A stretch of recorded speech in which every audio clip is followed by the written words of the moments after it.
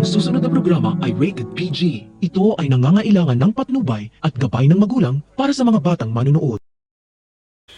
Magsisimula na ang kalbaryo sa buhay ni Marge dahil tinanggap niya ang alok ni Paulo na magpakasal na silang dalawa at tutol ang mag-inang Regina at Edward.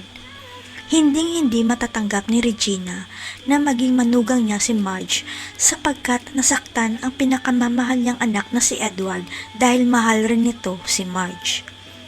At sisiguraduhin ni Regina na alam ni Marge na ayaw nito sa kanya dahil gagawin niyang impyerno ang buhay ni Marge sa pagtungtong nito sa pamamahay niya. Pero buo na ang desisyon ni Marge na pakasalan si Paulo dahil kay Paulo lang niya naramdaman ang tunay na pagmamahal at pag-alaga at mahal rin nito si Jobert. Kaya kahit ano pang banta o pananakot ni Regina sa buhay niya, hindi siya aatras sa kasal nila ni Paulo kahit na masira pa silang magkapatid dahil sa kanya. Ang ipinagtataka lang ni Paulo kung bakit ganun na lang ka-concern ang mami niya kay Edward at ayon kay Regina, siya na lang ang tanging kakampi ni Edward. Ang hindi alam ng lahat, may tinatagong sikreto si Regina na sisira sa pangalan ng kanilang pamilya sa oras na malantad ang tungkol sa tunay na pagkatao ni Edward.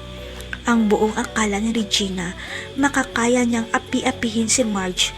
Ang hindi niya alam, may hawak na alas pala si Marge tungkol sa kanya na sisira sa mga Torrecampo.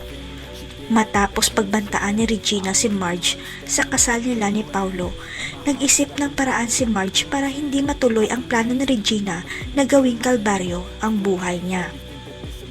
Kaya sikretong nagpaimbestiga si Marge tungkol kay Regina at tumigil ang kanyang mundo nang sinabi ng investigador na hindi pala totoong anak ni Greg si Edward. Dito na pinakita ng investigador kay Marge ang mga dokumento na nagpapatunay na ang best friend pala ni Greg na si Mr. Valderrama ang totoong ama ni Edward. Alam na kaya ni Greg na hindi niya anak si Edward kaya galit siya dito. Magtagumpay naman kaya si Regina na palayasin sa buhay nila si Marge. Abangan. I can feel the sweat inside my palms.